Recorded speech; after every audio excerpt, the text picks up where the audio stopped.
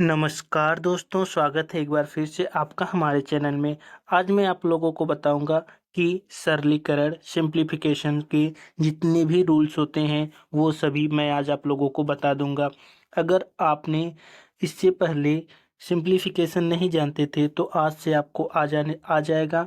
अगर आप जानते होंगे तो भी आज आपका रिवीजन हो जाएगा। अभी 2 से 3 मिनट में पता चल जाएगा कि किस प्रकार से मैं आप लोगों को बताने वाला हूँ।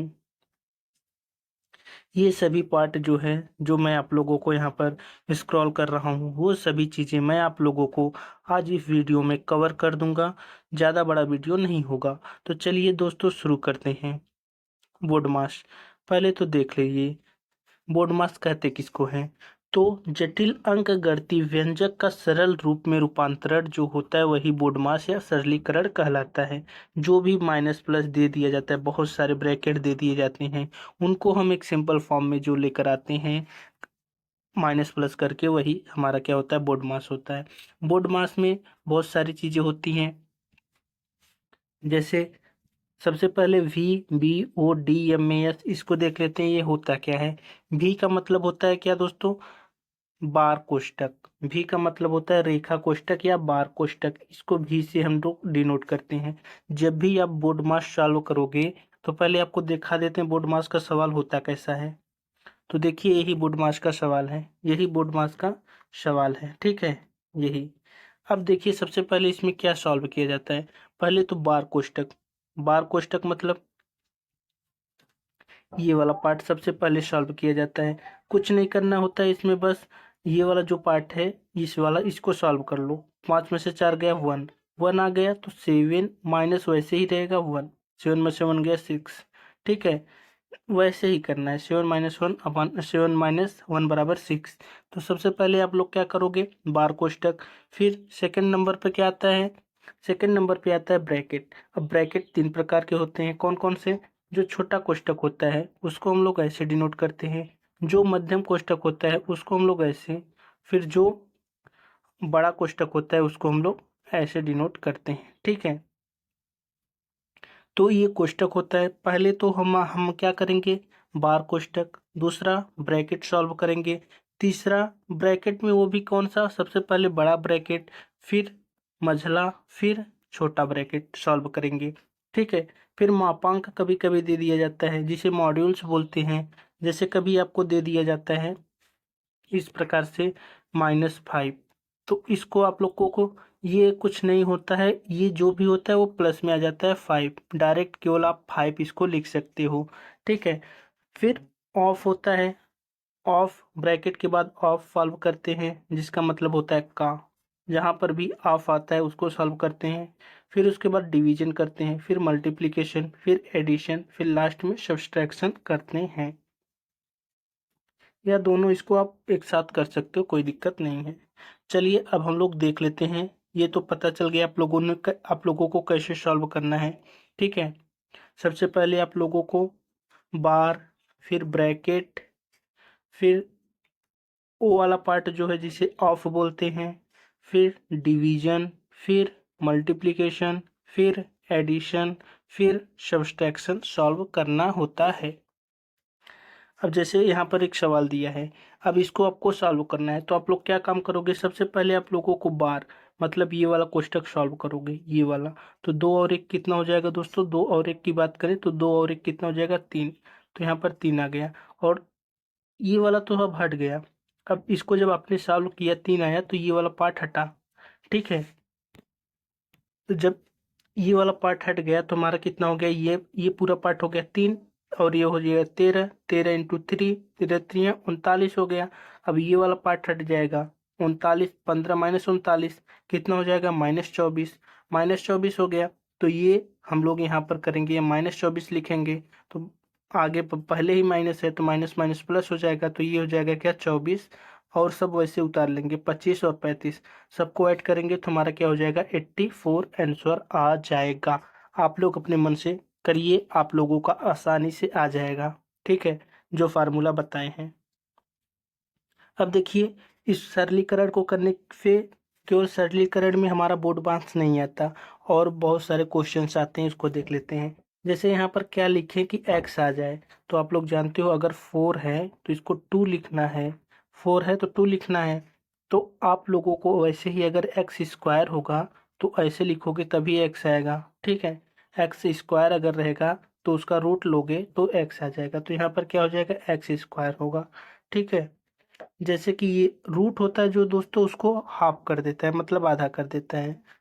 आप लोगों को पता होगा, जैसे ये दिया गया है A4 B4 C4, तो इसका A4 है तो आप रूट करोगे तो कितना हो जाएगा, A2 हो जाएगा, सीधी सी बात है। तो A2 B2 C2। फिर ये वाला पार्ट है, इसको हम इस प्रकार से भी लिख सकते हैं। यहाँ पर देखिए A n, जब रूट नहीं होता है, जब स्क्वायर नहीं होता, स्क्वायर होता तो हम लोग केवल n लिखते, लेकिन स्क्वायर नहीं है तो n/2 हो जाएगा, ठीक है। ये फार्मूला होता है, इसको आप लोग जानते रहिए। m/2 सवाल में बहुत इंपॉर्टेंट होता है। इसको क्यों होता है ऐसा, क्योंकि A n × B m है, तो जब रूट हटाएंगे तो हम लोग यहाँ पर लिखते हैं 1/2। तो एक बार n/2 हो जाएगा, एक बार m/2 हो जाएगा। अब इसको देखते हैं, इस वाले पार्ट को हम डायरेक्ट ऐसे भी लिख सकते हैं क्योंकि दोनों पे रूट दे सकते हैं। इस वाले पार्ट को हम ऐसे भी लिख सकते हैं, दोनों पे रूट दे सकते हैं, कोई दिक्कत नहीं है। अब देखिए, अगर किसी दिए गए संख्या में अंकों की कुल संख्या n है, यदि n सम संख्या है तो उस संख्या के वर्गमूल में n/2 अंक होंगे। n विषम संख्या है तो अंक की संख्या n+1/2 होगी। जैसे देखा जाए 25 में कितने वर्गमूल में कितने अंक होंगे, जैसे 25 है, ये किसी न किसी संख्या का वर्गमूल है। अब देखिए इसमें कितने अंक होंगे, तो आप लोग सवाल पर नहीं, हमारी बातों पर ध्यान दीजिएगा। जैसे 25 में कुल कितने अंक है, 2, 2 अंक है, ठीक है। फार्मूला हमारा क्या कहता है, जब 2 अंक होते हैं, जब कोई भी सम आता है तो सम आता है तो n/2 होता है। n/2 मतलब 2/2। कितने अंक होंगे, 1, मतलब 25 में वर्गमूल के कुल 1 अंक होंगे।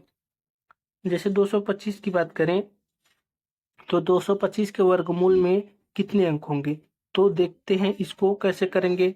तो 225 की बात करें तो इसमें कुल अंक कितने हैं, 3। संख्या क्या है, विषम। अगर सम होता तो हम 2 कर देते, लेकिन विषम है तो इसमें एक और ऐड करके 2 करेंगे। 3 1 4, 4/2, 4/2 बराबर 2। इसमें कितने अंक हैं, इस वर्गमूल के कितने अंक होंगे, 2। मतलब ये अगर देखा जाए तो 15 का वर्गमूल है, ये अगर देखा जाए तो 5 का वर्गमूल है, ठीक है। तो इस प्रकार से आप लोग कर सकते हो, कभी भी वर्गमूलों की संख्या और भी पूछ सकता है बहुत सारे, आप लोग उसको निकाल सकते हो। अब देखिए क्या दिया गया है, ये दिया गया है, ठीक है। जहां पर ये x n बार में है, मतलब बहुत n संख्या है कोई, उतनी बार दिया गया है, तो x का मान क्या हो जाएगा, 2 पावर n - 1/2 पावर n, ठीक है। x power 2 power n - 1/2 power n। देखिए इसका फार्मूला ये होता है, यही फार्मूला हो गया इसका, ठीक है। n जो होता है संख्या होती है, जैसे कि यहाँ पर देखिए इसका मान आपको निकालना है इस पूरे पार्ट का, तो आप लोग जानते हैं 2, फिर मान कितनी बार ये वर्ग है इस पे, देखिए 1 बार, 2 बार, 3 बार, 4 बार, 5 बार, तो 2 पावर 5 -1/2 पावर 5 हो गया, बस। अब इसको करना है 2 पावर 5, तो 2 पावर 5 बराबर कितना होगा, 2, 2 का 5 बार, मतलब 2 × 2 × 5 बार, तो 2 दूनी 4, 4 दूनी 8, 8 दूनी 16, 16 दूनी 32, 32 में से 1 घटाएंगे तो हमारा कितना हो जाएगा, 32 हो गया, इसका मान 32, 32 में से 1 गया तो 31/32, यही आपका आंसर हो जाएगा यहाँ पर 2 के पावर में, हाँ ठीक है, 2 के पावर में इतना आ जाएगा। ये फार्मूला आप लोग याद कर लीजिएगा, क्या होता है, 2 power n - 1/2 power n, 2 power n - 1/2 power n।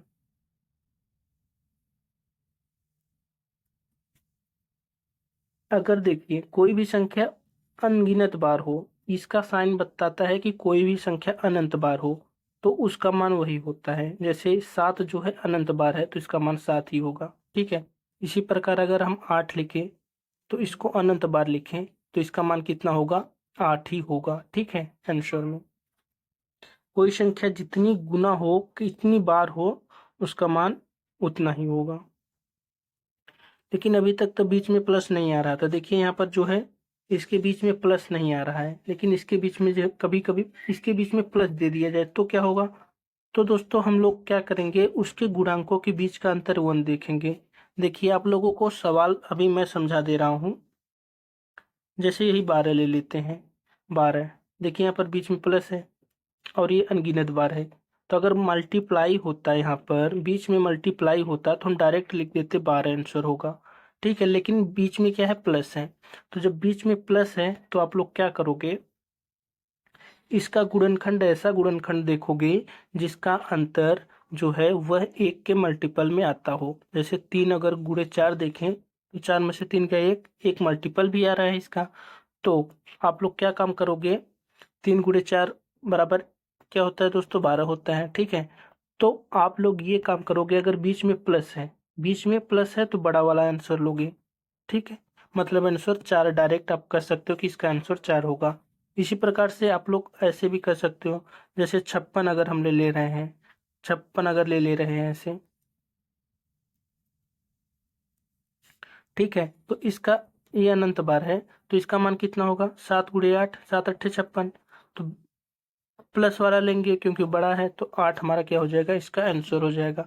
अगर यहाँ पर यही माइनस होता, यही क्या होता, माइनस होता। जैसे 56 ले रहे हैं, माइनस, फिर 56, फिर माइनस, फिर 56।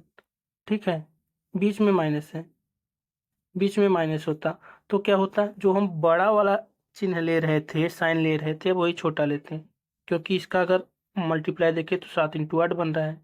तो पहले प्लस में तो 8 ले रहे थे, लेकिन माइनस की बात करें तो माइनस में 8 न लेकर के बचे हुए पार्ट को 7 को ले लेंगे, क्योंकि 7 छोटा है। ठीक है, उसी प्रकार से एक देख लेते हैं आंसर हम। यहाँ पर 30 है, 30 की अगर बात करें तो 30 क्या है, 6 गुणे 5, 6 गुणे 5 है। ठीक है, क्योंकि ये अनंत बार पूछा है 6 गुणे 5, लेकिन अब लोग हम यहाँ पर 6 ना लेकर के 5 लेंगे, क्यों, क्योंकि माइनस है यहाँ पे।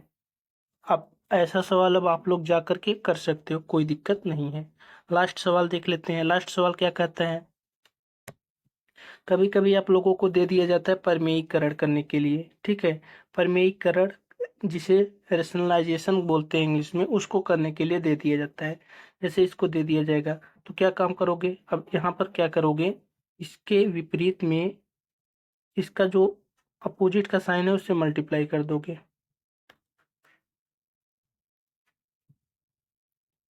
हो गया मल्टीप्लाई, यहाँ पर हम लोग देख ले रहे हैं जैसा कि दिया गया है, यहाँ पर मल्टीप्लाई हो गया। तो ये देखो, ए प्लस बी और ए माइनस बी, ए प्लस बी और ए माइनस बी यहाँ पर बन रहा है। तो ए प्लस बी ए माइनस बी क्या होता है, ए स्क्वायर माइनस बी स्क्वायर। तो यहाँ पर क्या हो जाएगा, 9 का स्क्वायर, ये 8 का स्क्वायर। तो 9 का स्क्वायर क्या होता है, तो जब यहाँ पर 9 का स्क्वायर करेंगे तो ब्रैकेट हट जाएगा, यहाँ पर स्क्वायर करेंगे तो यहाँ से ब्रैकेट हट जाएगा। 9 और 8 हो जाएगा बराबर 1 आ जाएगा। ऊपर का क्या हो जाएगा, इसका लिखेंगे तो अंडर रूट 9 को हम लिख सकते हैं क्या, अंडर रूट 9 को हम लोग डायरेक्ट लिख सकते हैं 3, और रूट 8 को लिख सकते हैं 2√2। और तो हमारा आंसर क्या आ जाएगा, 3 + 2√2, ये आंसर आ जाएगा। तो दोस्तों अगर आप लोगों को वीडियो अच्छा लगा हो तो जानते ही हैं, मैं तो कहूँगा लाइक शेयर और सब्सक्राइब करने के लिए। लेकिन अगर आपको वीडियो अच्छा लगा हो तो ज़रूर करिएगा। वीडियो देखने के लिए वेरी वेरी थैंक यू।